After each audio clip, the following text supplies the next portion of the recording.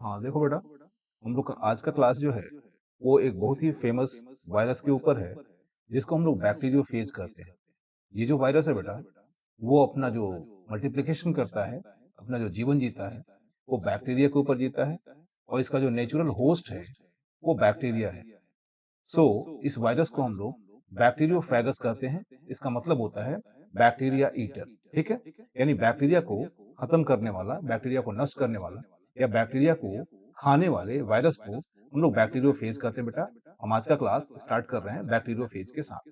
ठीक बेटा, यहाँ देखो लिख रखा है बैक्टीरियोफेज, और ये बैक्टीरियोफेज का डायग्राम आपको दिखाई दे रहा है। ठीक है, एक टेबल दिखने वाला है, जैसे टेबल ऑफ कंटेंट। हम लोग जो आज का क्लास करने वाले हैं उसमें क्या क्या पढ़ेंगे, ठीक है, एक टेबल के फॉर्म में दिया हुआ है। नंबर फर्स्ट है, हम लोग इसमें इंट्रोडक्शन पढ़ेंगे बेटा। आज हम लोग इंट्रोडक्शन पढ़ने जा रहे हैं, और कलर चेंज करते हैं थोड़ा सा। ठीक बेटा, नेक्स्ट जो हम लोग का है वो टाइप ऑफ बैक्टीरियोफेज है बेटा। ठीक है, नेक्स्ट स्टडी होगी हम लोग की टाइप ऑफ बैक्टीरियोफेज। थर्ड जो होगा वो स्ट्रक्चर ऑफ बैक्टीरियोफेज होगा। नेक्स्ट केमिस्ट्री ऑफ बैक्टीरियोफेज, और जो लास्ट होने वाला है वो लाइफ साइकिल ऑफ बैक्टीरियोफेज है। ठीक है, आगे हम लोग बढ़ रहे हैं बैक्टीरियोफेज के बारे में। यहाँ लिख रखा है बैक्टीरियोफेज। ठीक बेटा, मैं स्टार्ट कर रहा हूँ। वायरसेस विच अटैक और पैरासिटाइज ऑन बैक्टीरियल सेल्स। याद रखो बेटा, एक ऐसा वायरस जो अटैक करता है या परजीवी होता है किसके ऊपर, बैक्टीरियल सेल के ऊपर। ठीक है, ऐसे वायरस को हम लोग क्या कहते हैं, नोन एज बैक्टीरियोफेगस। याद रखो बेटा, ऐसे वायरस को हम लोग बैक्टीरियोफेगस कहते हैं। नेक्स्ट लाइन हो रहा है बेटा, दीज वर, ये जो वायरसेस हैं, फर्स्ट डिस्कवर्ड बाय। याद रखो बेटा, इसको सबसे पहले किसने डिस्कवर किया, तो साइंटिस्ट का नाम लिख रखा है जो इंग्लैंड के रहने वाले थे, और 1915 में इसने डिस्कवर किया। साइंटिस्ट का नाम है एडवर्ड टॉड। याद रखो बेटा, साइंटिस्ट का नाम एडवर्ड टॉड है, ये आपको याद रखने की जरूरत है। ठीक है, इसके बाद एंड लेटर, बाद में साइंटिस्ट है फ्रांस का डी हैरल। याद रखो बेटा, फ्रांस का साइंटिस्ट है डी हैरल। उसने 1917 में फिर से इसे ऑब्जर्व किया, फिर से देखा। They observe that broth, broth मतलब होता है सूप, सूप जिसे हम लोग रस बोलते हैं। ठीक है, सूप है, कल्चर ऑफ सर्टेन बैक्टीरिया। याद रखो बेटा, इसने एक ब्रोथ में, एक सूप में कुछ बैक्टीरिया का कल्चर किया। ये बैक्टीरिया कहाँ से इसने रिसीव किया था, ये जो बैक्टीरिया थे, बैक्टीरिया ऑफ इंटेस्टाइनल ग्रुप। याद बेटा, आंत में पाए जाने वाले बैक्टीरिया थे। कौन कौन से बैक्टीरिया, तो लिखा हुआ है dysentery organism could be dissolve. याद रखो बेटा, ऐसे एक ब्रोथ लिया, एक उसने सूप लिया, और उसने क्या किया, तो इंटेस्टाइनल ग्रुप ऑफ बैक्टीरिया को इसमें डाला। ठीक है, और उसी में उसने बैक्टीरियोफेज को डाल दिया।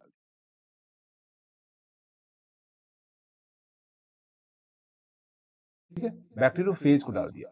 अब क्या हुआ कि जब बैक्टीरियोफेज को डाला, तो addition of bacteria free filtrate certain sewage specimen. याद रखो बेटा, जब उसको डाला गया बैक्टीरियोफेज को, तो बैक्टीरिया फ्री इन्वायरमेंट क्रिएट कर दिया। बिल्कुल वैसे ही सीवेज, सीवेज जानते हैं आप लोग, जिसे हम लोग वाहित मल बोलते हैं। ठीक है, जो सीवेज का पानी होता है उसमें ढेर सारे बैक्टीरिया होते हैं, और उस सीवेज के पानी में अगर हम बैक्टीरियोफेज को ऐड करते हैं, यानी इस वायरस को सीवेज के पानी में डालते हैं, तो सीवेज का पानी भी बैक्टीरिया लेस हो जाता है। उसमें से बैक्टीरिया जो हैं वो समाप्त हो जाते हैं बेटा। यहाँ देखो लिखा हुआ है the clear broth filter again added. याद रखो बेटा, क्लियर ब्रोथ यानी एक बार बैक्टीरियोफेज डाला गया, तो वो जो ब्रोथ था, जो सोल्यूशन था, वो बिल्कुल क्लियर हो गया, बैक्टीरिया फ्री हो गया। ठीक है, उसमें फिर से ऐड किया गया कल्चर ऑफ ससेप्टिबल बैक्टीरिया। याद रखो बेटा, कुछ ऐसे बैक्टीरिया जो थे उसको फिर से डाला गया, जिसको जिसको बैक्टीरियोफेज ने फिर से क्लियर कर दिया, यानी बैक्टीरिया को मार दिया। This is known as the टॉड डी हेरल फिनोमेना। याद रखो बेटा, यानी बैक्टीरिया को मारने के लिए जो ये प्रयास किया गया, ठीक है, इसे टॉड डी हेरल फिनोमेना कहते हैं। और 1997 में, सॉरी 1917 में ये काम किया गया। The virus which destroy the bacteria. याद रखो बेटा, ऐसे वायरस जिसने बैक्टीरिया को मारने की कैपेबिलिटी थी, उसको बैक्टीरियोफेज कहा गया। Literally means bacteria eater. याद रखो बेटा, ऐसे वायरस जो बैक्टीरिया को मार रहे थे, इनको बैक्टीरिया ईटर बोला गया। ठीक है, आगे बढ़ रहे हैं। They are also known as phages. Bacteriophage को हम लोग फेजेस के नाम से भी जानते हैं, बैक्टीरियोफेजेस कर दीजिए, अदरवाइज फेजेस के नाम से भी हम लोग इसको जानते हैं। Next reading, bacteriophage are obligatory parasites. ये जो बैक्टीरियोफेज हैं, ये ऑब्लिगेटरी पैरासाइट्स हैं बेटा। ये जरूरत, याद रखिएगा, दो तरह के पैरासाइट्स होते हैं, एक को हम लोग बोलते हैं फैकल्टेटिव पैरासाइट्स, दूसरे को बोलते हैं ऑब्लिगेटरी पैरासाइट।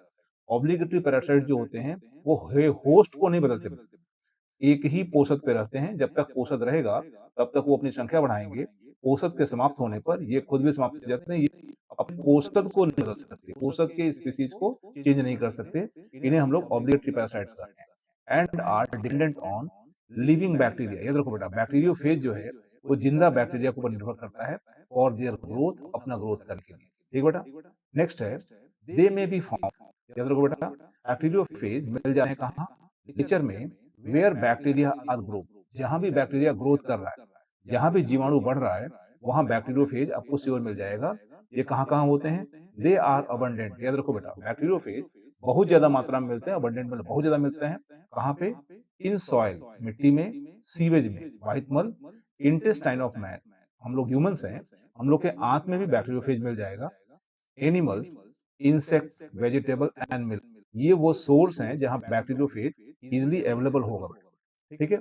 नेक्स्ट है सम वायरसेस पैरासाइटाइज एक्टिनोमाइसिट्स। याद रखो बेटा, कुछ ऐसे भी वायरस हैं जो एक्टिनोमाइसिट्स के ऊपर पैरासाइट्स के रूप में काम करते हैं, यानी एक्टिनोमाइसिट्स को नष्ट करते हैं। इसके साथ साथ कुछ ऐसे हैं जो ईस्ट के ऊपर, ठीक है, ईस्ट के ऊपर इन्फेक्शन कॉज करते हैं। कुछ ऐसे हैं जो ब्लू ग्रीन एल्गी के ऊपर इन्फेक्शन कॉज करते हैं। इसी के बेसिस पे इनका नाम बना हुआ बेटा एक्टिनोफेजेस, जाइमोफेजेस एंड साइनोफेज। ठीक बेटा। नेक्स्ट लाइन है, देखो बेटा, टाइप ऑफ बैक्टीरियोफेज। नेक्स्ट जो हम लोग का है वो टाइप, ये बैक्टीरियोफेज जो हैं वो कितने तरह के होते हैं बेटा। ठीक है, आगे बढ़ते हैं। The phases have specified host. याद रखो बेटा, जो बैक्टीरियोफेज है उसके स्पेसिफिक होस्ट होते हैं। ऐसा नहीं कि एक ही बैक्टीरियोफेज सारे होस्ट पे अपना काम करेगा, सारे होस्ट को मारेगा। ठीक है। ई कोलाई, याद रखो बेटा, E coli has been studied more extensively. इस काम के लिए, बैक्टीरियोफेज के रिसर्च के लिए सबसे ज्यादा अगर किसी भी बैक्टीरिया का यूज हुआ है तो वो ई कोलाई है। From this point of view, ठीक है, इसके एक्सपेरिमेंट के लिए ई कोलाई का सबसे ज्यादा यूज हुआ है। The bacteriophage capable of destroying E coli is called coliphage. याद रखो बेटा, कोलीफेज उसे बोलते हैं, कोलीफेज। जो ई कोलाई ऊपर इन्फेक्शन कॉज करता है उस बैक्टीरियोफेज को हम लोग कोलीफेज कहते हैं। The type of coliphage have been called T phages. याद रखो बेटा, टाइप ऑफ कोलीफेज, कोलीफेज के जो टाइप्स हैं उसको हम लोग टी फेजेस कहते हैं। इसको याद रखिएगा। They have been classified into many arbitrary group such as. ठीक है, इसे अलग अलग मनमाने ढंग से ग्रुप बनाया गया है, बांटा गया है। और ये ग्रुप कौन कौन से हैं ध्यान रखिएगा। T even bacteriophage, T even phases, यानी T2, T4 एंड T6, जो दो से बढ़ जाता है, जिसको हम 2 से डिवाइड कर सकते हैं, that is T even phase. These viruses are most thoroughly studied virus. याद रखो बेटा, T2, T4 और T6 का बहुत ज्यादा अध्ययन किया गया बेटा। आगे है these are also called, these are also called virulent phages। याद रखो बेटा, वायरुलेंट, जो अपने होस्ट को मारने की क्षमता रखते हैं, उन बैक्टीरियोफेज को हम लोग वायरुलेंट फेज कहते हैं। They causes death of their host cell. हमने पहले बोल दिया, जो अपने होस्ट को मारने की कैपेबिलिटी रखते हैं उसको हम लोग वायरुलेंट बोलते हैं। These phages have an angular head and contractile tail. याद रखो बेटा, बैक्टीरियोफेज की जब शेप की बात करोगे तो इसका शेप टैडपोल की तरह दिखता है। कैसा दिखता है, बना रहे हैं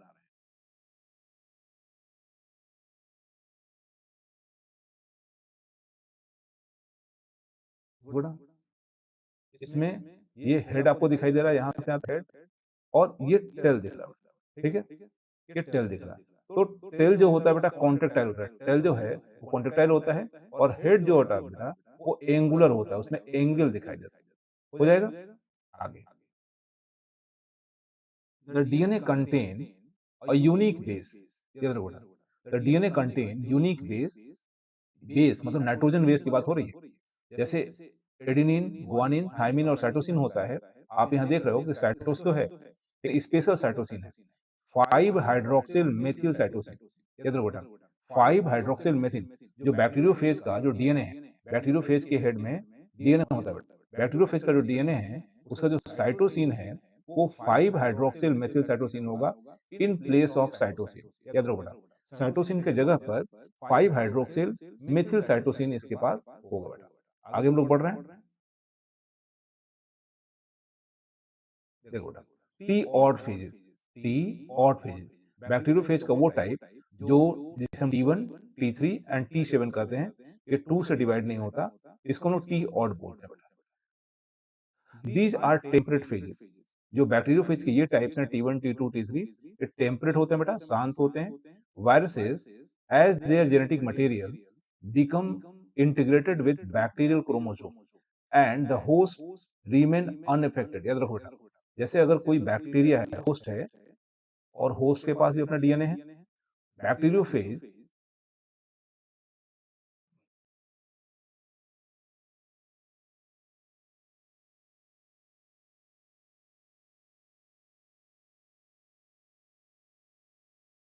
बैक्टीरियोफेज जब अपना डीएनए इंट्रोड्यूस कराता है होस्ट में, तो ये खुद के डीएनए को, अपने डीएनए को बैक्टीरिया के डीएनए के साथ जोड़ देता है।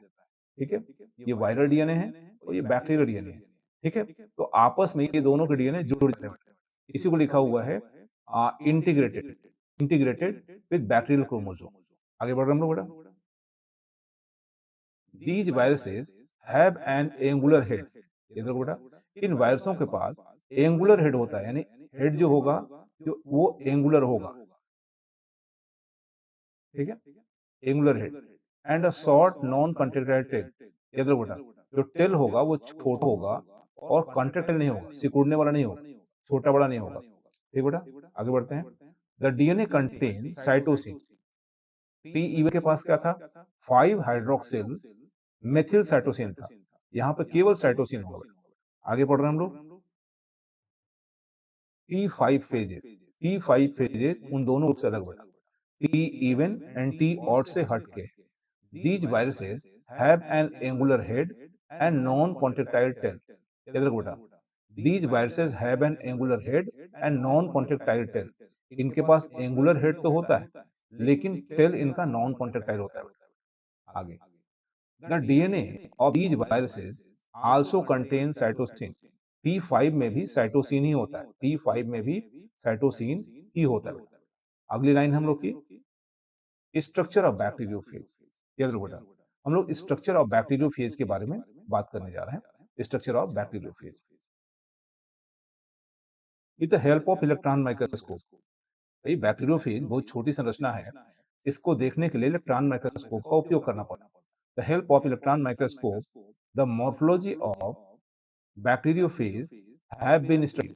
याद रखो बेटा, इलेक्ट्रॉन माइक्रोस्कोप के से देखोगे तो आप बैक्टीरियोफेज के मॉर्फोलॉजी को समझ पाओगे, अदरवाइज समझना इसके मॉर्फोलॉजी को कठिन हो जाएगा। टैडपोल का दिखता है। ठीक है, आगे हम लोग बढ़ रहे हैं। The T even bacteriophage so complex symmetry. याद रखो बेटा, तो टी इवन बैक्टीरिया आपने पढ़ा है, T even bacteriophage and T odd bacteriophage. जो टी इवन बैक्टीरियोफेज है उसकी संरचना जो होगी, बनावट जो होगी, वो ज्यादा कॉम्प्लेक्स होगा in compare to other bacteriophage. ठीक बेटा, आगे बढ़ रहे हैं हम लोग। These viruses are generally tadpole से, इसने बोल दिया हमने, टैडपोल की तरह इसका शेप होता है। इसके पास एक हेड होता है, ठीक है, और followed by a tail. Tail जो है यहाँ आपको पूंछ दिख रहा है, इसे टेल हम बोलते हैं। ठीक है, आगे, the head is hexagonal like prism outline. देखो बेटा, जब हेड को देखोगे तो हेक्सागोनल दिखता है, 6 कोण ऐसे दिखते हैं, ऐसे। ठीक है, और प्रिज्मेटिक होता है, प्रिज्म की तरह होता है, ऐसे प्रिज्म की तरह।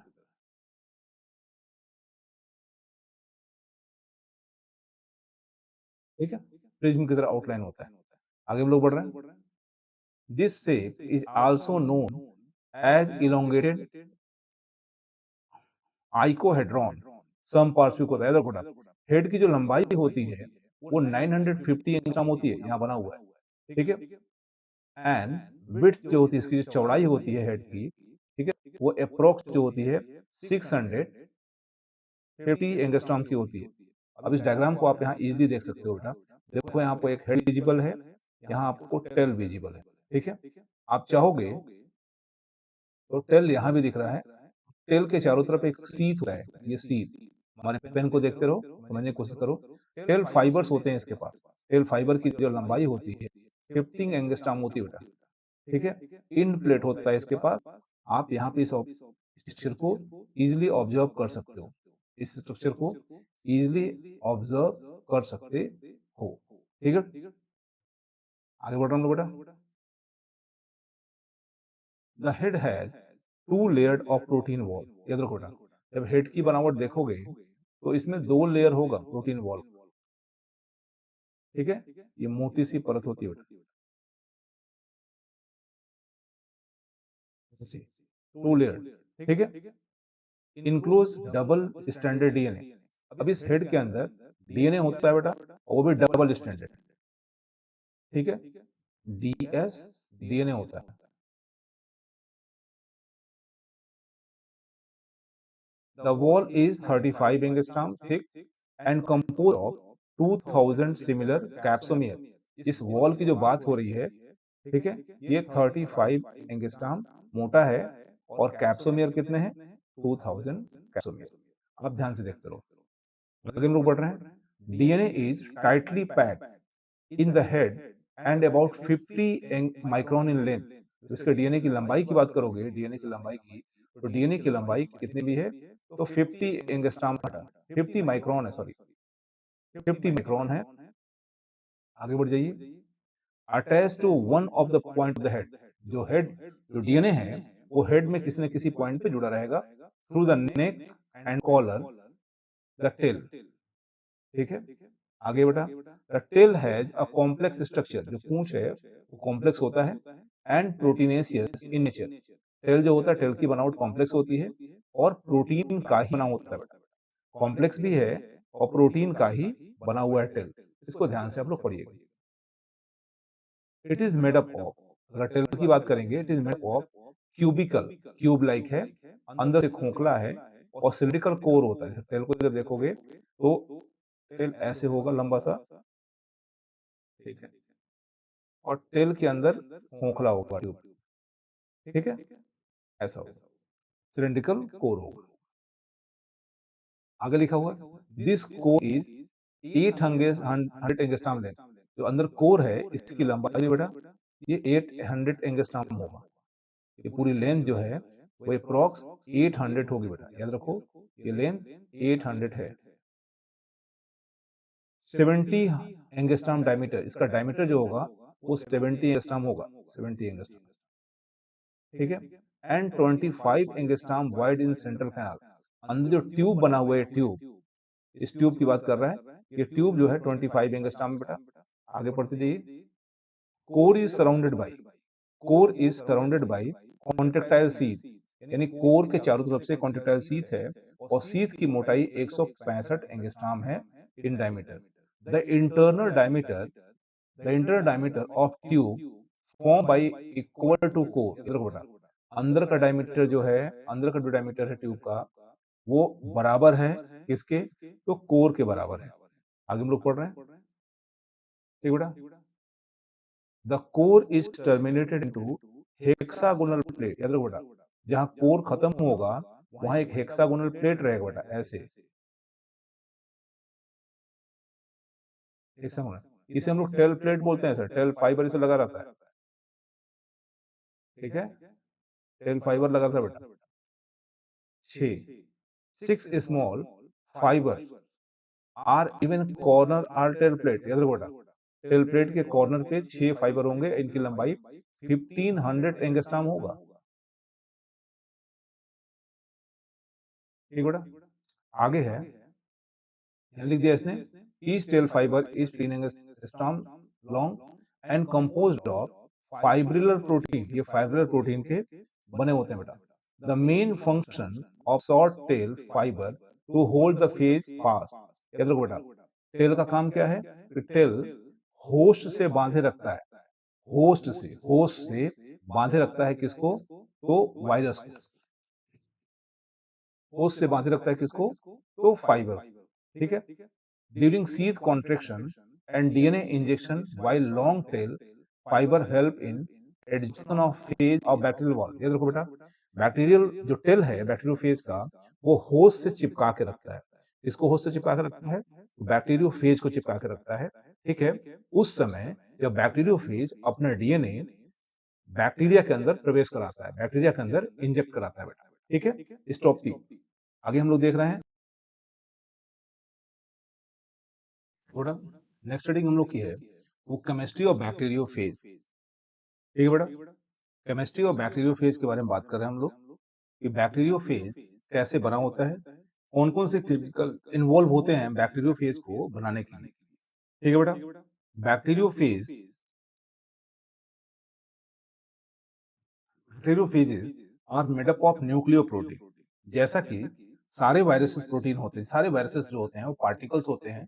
इनको हम लोग न्यूक्लियोप्रोटीन बोलते हैं, न्यूक्लियोप्रोटीन के पार्टिकल होते हैं। इसका मतलब ये जो बने होते हैं वो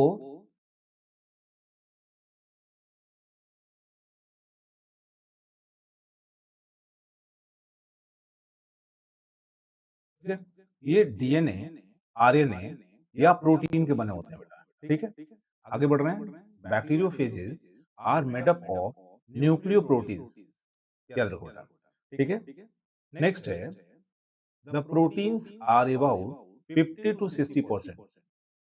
यानी इनके कंपोजिशन में बैक्टीरियोफेज के बनावट में 50 से 60% अकेले प्रोटीन होता है और 40 से 50% डीएनए या आरएनए होता है।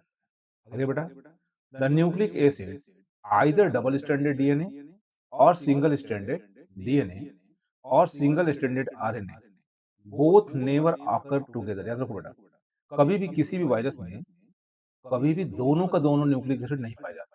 ठीक है, या उसमें डीएनए होगा या उसमें आरएनए होगा। नेक्स्ट हेडिंग है बेटा, life cycle of multiplication of bacteriophage. यानी बैक्टीरियोफेज अपनी साइकिल कैसे कंप्लीट करते हैं, अपना नंबर कैसे बढ़ाते हैं, मल्टीप्लिकेशन कैसे करते हैं, हम लोग इसको पढ़ने जा रहे हैं।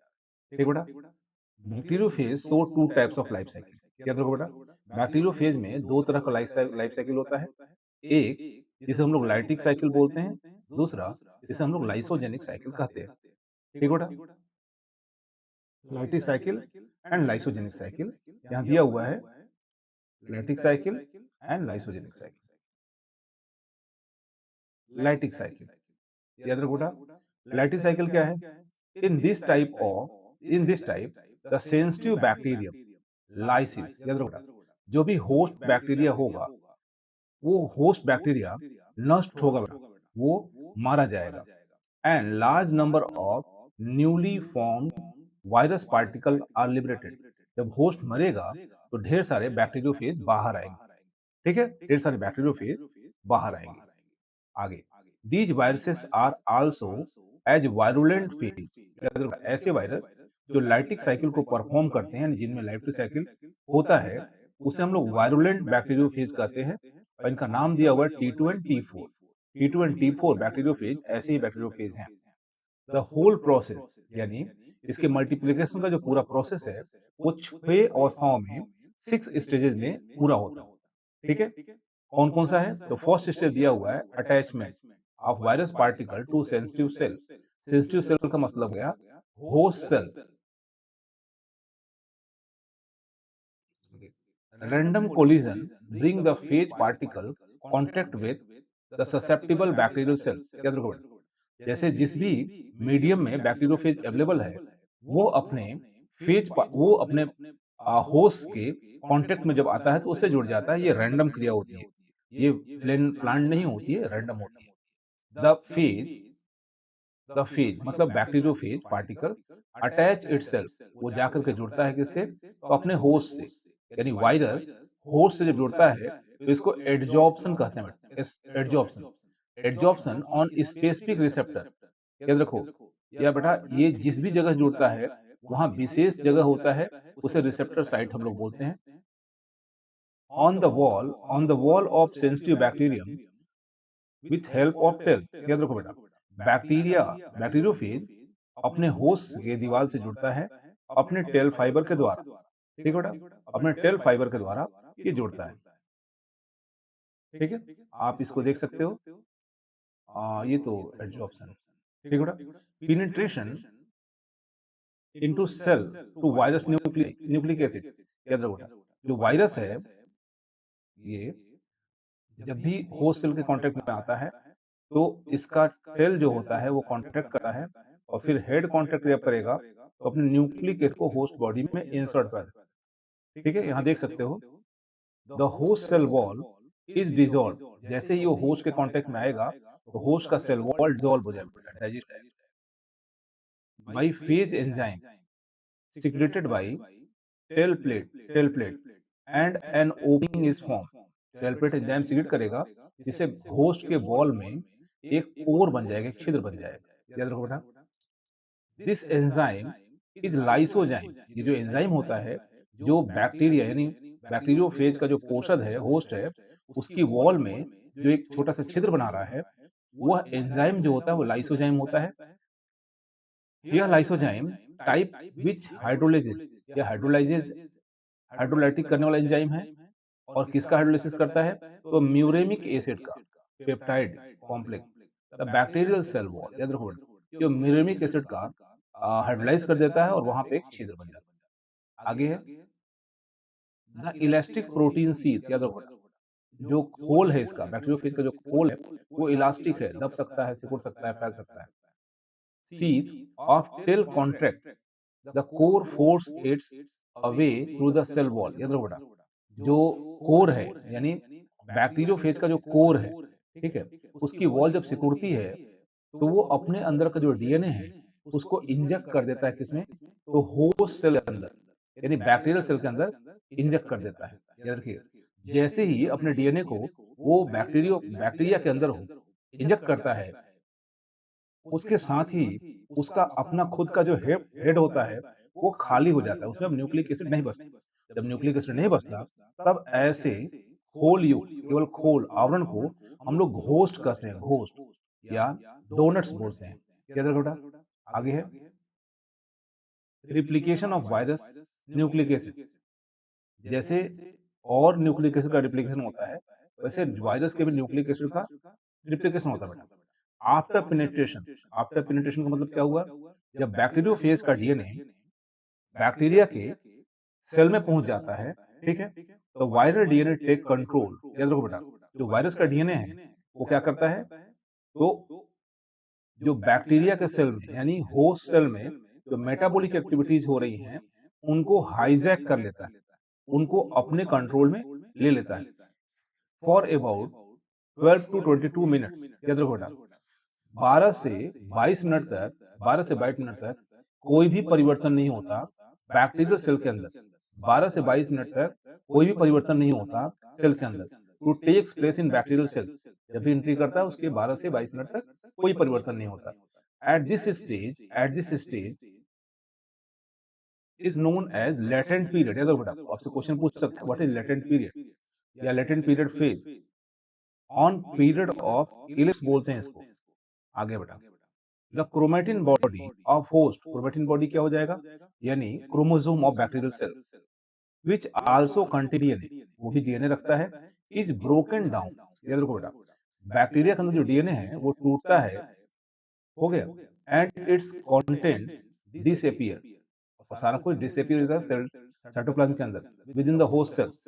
नेक्स्ट बेटा द वायरल डीएनए रिप्लिकेट। याद रखो बेटा बैक्टीरिया का डीएनए तो डाइजेस्ट हो गया और डाइजेस्ट होने के बाद बैक्टीरिया का साइटोप्लाज्म मिक्स हो गया, अब वह रॉ मटेरियल की तरह यूज होगा, यानी वायरस के डीएनए को बनाने के लिए बैक्टीरिया का जो डीएनए है वो as a raw material use किया जाएगा। इधर बेटा the viral DNA replicates and give rise several copies of viral genome. याद रखो बार बार रिप्लिकेशन करेगा, द्विगुणन करेगा और वायरस के डीएनए की कई कॉपीज बना लेगा for the production of new virus particle, जिससे नए वायरस के पार्टिकल बनेंगे बेटा। नेक्स्ट रीडिंग है production of protein capsomere and other essential viral constituents. ये देखो बेटा the viral DNA form messenger RNA, virus जो डीएनए होगा जब ढेर सारे डीएनए बन जाएंगे तो अब वह मैसेंजर आरएनए का निर्माण करेगा और वह मैसेंजर आरएनए ट्रांसलेशन के थ्रू या राइबोसोम का उपयोग करके बैक्टीरिया के सेल के अंदर ही अपना प्रोटीन बनाएगा, खुद का प्रोटीन का निर्माण करेगा। All the viral components are synthesised separately. Virus के जितने भी हिस्से होंगे वो अलग-अलग बनाए जाएंगे, निर्माण किए जाएंगे। आगे वायरस में कौन-कौन सा हिस्सा होता है? हेड होता है, टेल होता है। Assembly of nucleic acid and protein capsomere into new virus particle. याद रखो बेटा, जितने भी चीजें बन गई हैं वायरस की, न्यूक्लिक एसिड का रिप्लिकेशन हो चुका है, वायरस के अलग-अलग पार्ट्स बन चुके हैं, हेड बन चुका है, कॉलर बन चुका है, सीध बन चुका है, टेल बन चुका है, सारी चीजें बन चुकी हैं। अब वो आपस में जुड़ेंगी और वो एक मैच्योर वायरस को बना लेंगी। This process also called maturation. जब नया वायरस बन रहा होता है, इसे मैच्योरेशन बोलते हैं। In this process the components already made up are group together. जो कंपोनेंट्स बन गए हैं वो एक साथ जुड़ते हैं और नए फेज पार्टिकल का निर्माण होता है। Release of mature virus particle from bacterial cell. याद रखो, नए phage particle host bacterial cell के अंदर बन चुके हैं, अब वो सेल से बाहर कैसे निकलेंगे? The final stage of bacterial cell wall is burst. याद रखो बेटा, ये जो अवस्था है वो अंतिम अवस्था है और इस समय फेज पार्टिकल जो होता है बाहर आता है। कब? जब बैक्टीरिया की कोशिका भित्ति, बैक्टीरिया का सेल वॉल फट जाता है। बैक्टीरिया के सेल वॉल के फटने से new phage particle release outside, ये फेज पार्टिकल बाहर आते हैं। This process is known as lysis. याद रखो बेटा, इस प्रोसेस को हम लोग लाइस कहते हैं या विघटन कहते हैं। The viral genome synthesise the enzyme lysozyme. याद रखो बेटा, वायरस का जीनोम जो है वो एंजाइम सीक्रेट करता है जिसे हम लोग लाइसोजाइम कहते हैं। नेक्स्ट हेडिंग हम लोग की है लाइसोजेनिक साइकिल। इस साइकिल में होस्ट की मृत्यु नहीं होती बेटा। In this type of life cycle the virus does not multiply and there is no death of host cell. याद रखो बेटा, वायरस मल्टीप्लाई नहीं होता नंबर वन, और न ही होस्ट की मृत्यु होती है। जिस बैक्टीरिया के अंदर बैक्टीरियोफेज ने एंटर किया है वो होस्ट भी नहीं मरता, वो जिंदा बना रहता है। ठीक है। No virus particle are form, और नए वायरस के पार्टिकल नहीं बनाए जाते इस साइकिल में। These viruses are known as antivirulent. याद रखो बेटा, ऐसे वायरस एंटीवायरुलेंट कहे जाते हैं। लाइसोजेनिक टेम्परेट फेज कहे जाते हैं। लाइसोजेनिक टेम्परेट फेज कहे जाते हैं। In it the viral genome, इस प्रक्रिया में क्या होता है? वायरस का जो जीनोम है, ये वायरस का जो डीएनए है, integrated with the bacterial genome. जिस भी होस्ट सेल के अंदर वायरस का डीएनए जा रहा है वो बैक्टीरिया के जीनोम के साथ ही, अपने होस्ट के जीनोम के साथ ही जुड़ जाता है और उसके साथ ही साथ अपना द्विगुणन करता है, रिप्लिकेशन करता है along with the bacterial DNA। याद रखो बेटा, the viral genome in the integrated state is called prophase. ऐसी अवस्था में जब वायरस का डीएनए होस्ट सेल के डीएनए के साथ जुड़ा रहता है, इस स्टेज को प्रोफेज कहा जाता है और ऐसा F2 और M12 नाम के बैक्टीरियोफेज में देखने को मिलता है। याद रखो बेटा, बायोलॉजिकल इंपॉर्टेंस ऑफ बैक्टीरियोफेजेस। क्या इसका इंपॉर्टेंस है? Bacteriophages have been used prophylaxis and mental treatment. याद रखो बेटा, इसका जो इलाज, इसका जो यूज होता है प्रोफाइलेक्सिस के केसेस में और मेंटल ट्रीटमेंट के केसेस में। इसके अलावा against several pathogenic bacterial disease, बहुत से ऐसे रोग में इसका यूज होता है जो बैक्टीरिया के द्वारा होते हैं बेटा। ठीक है, बहुत से रोग बैक्टीरिया के द्वारा होते हैं, उसमें इसका यूज होता है। जैसे कॉलरा है, इधर बेटा, कॉलरा के ट्रीटमेंट में, प्लेग के ट्रीटमेंट में, डिसेंट्री के ट्रीटमेंट में और एंट्रिक फीवर, आंतों में इन्फेक्शन के कारण अगर बुखार हो रहा है तो इसके इलाज में इसका यूज किया जाता है।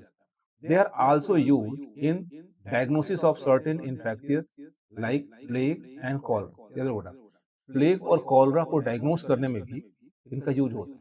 Bacteriophages feeds on pathogenic bacteria present in polluted water. याद रखो, अगर प्रदूषित पानी है और उसमें बैक्टीरियोफेज को पहुंचाया जाए, डाल दिया जाए, तो वो रोगजनक बैक्टीरिया को नष्ट कर देता है।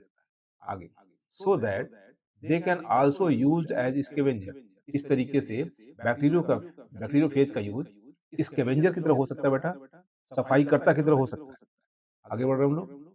In many cases bacteriophages determine the microflora of soil. याद रखो बेटा, मिट्टी का जो माइक्रोफ्लोरा है, मिट्टी में कौन कौन से जीव रहेंगे, इसको डिटरमाइन, इसको निर्धारित करता है बैक्टीरियोफेज।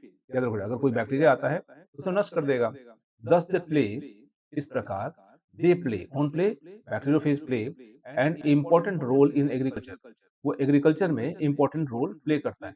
आगे बेटा, in space micrology microbiology lysogenic cultures are used as radiation detector. याद रखो बेटा, स्पेस माइक्रोबायोलॉजी में भी इसका यूज हो रहा है और इस बात को पहचानने के लिए किया जा रहा है कि उस एरिया में रेडिएशन तो नहीं हो रहा, विकिरण तो नहीं हो रहा। तो इसको सबसे पहले यूज किया था यूएसएसआर ने, जो आज के डेट में सोवियत रूस है, उसने यूज किया था अपने स्पेस से, अपने अंतरिक्ष यान वॉस्टॉक 2 में।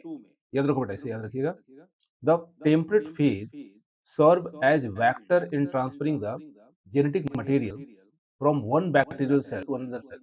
दिस प्रोसेस ऑफ ट्रांसडक्शन, याद रखो बेटा, ट्रांसडक्शन के दौरान टेम्परेट बैक्टीरियोफेज का यूज किया जाता है एक बैक्टीरिया के जेनेटिक मटेरियल को दूसरे बैक्टीरिया के जेनेटिक मटेरियल में पहुंचाने के लिए। याद रखो बेटा, bacteriophages are very harmful during the process of manufacturing antibiotics. देखो बेटा, बैक्टीरियोफेज क्या कर रहा है? बैक्टीरिया को मार रहा है। और हम कई ऐसे एंटीबायोटिक्स हैं जिसको हम बैक्टीरिया के थ्रू ही बनाते हैं। तो अगर जिस कल्चर मीडियम में एंटीबायोटिक मेडिसिन बनाए जा रहे हैं, वहां पर अगर बैक्टीरियोफेज पहुंच जाएगा, तो जो उपयोगी बैक्टीरिया हैं उनको भी मार देगा। इसके साथ साथ मिल्क प्रोडक्ट मिल्क प्रोडक्ट बहुत से मिल्क प्रोडक्ट हैं जो with the help of bacteria बनाए जाते हैं, उनको भी ये मार देगा। ठीक है, so they kill the beneficial bacteria by their lysogenic activity. आगे बेटा, ये डायग्राम दिया हुआ है, आप देख सकते हो। ये डायग्राम नंबर 1 को वॉच करिए। यहाँ पे बैक्टीरियोफेज अपना डीएनए एंट्री करा रहा है। फिर उसके बाद ये बैक्टीरियोफेज बैक्टीरिया के जीनोम को तोड़ रहा है, इस तरह हो गया। अब बैक्टीरियोफेज के पार्टिकल्स बन रहे हैं और फिर असेंबल हो गए और ये होस्ट बैक्टीरिया को तोड़ करके बाहर निकल गया। ठीक है, इसके साथ ही दूसरी साइकिल लाइसोजेनिक और लैक्टिक दोनों दिखा रहा है। यहाँ पे डायग्राम नंबर फर्स्ट देखिए आप, इसमें एंट्री कर रहा है बैक्टीरियोफेज, अपने जीनोम को डाल रहा है। यहाँ वायरल जीनोम है, ये बैक्टीरियल जीनोम है। देन एक साइकिल सीधे लाइसोजेनिक बन रही है। जो डीएनए है, बैक्टीरियोफेज का डीएनए यहाँ पे अटैच हो रहा है, इसे प्रोफेज कहते हैं। इसके बाद बैक्टीरियल क्रोमोसोम देख लीजिए, यहाँ जुड़ा हुआ है। ठीक है, जबकि सेकेंड साइड जब जा रहा है तो ये लाइटिक साइकिल यहाँ दिखाई। ठीक है, डायग्राम को आप ध्यान से देख लीजिएगा बेटा। यहीं पे हम लोग का जो बैक्टीरियोफेज का क्लास है वो ऑफ हो रहा है।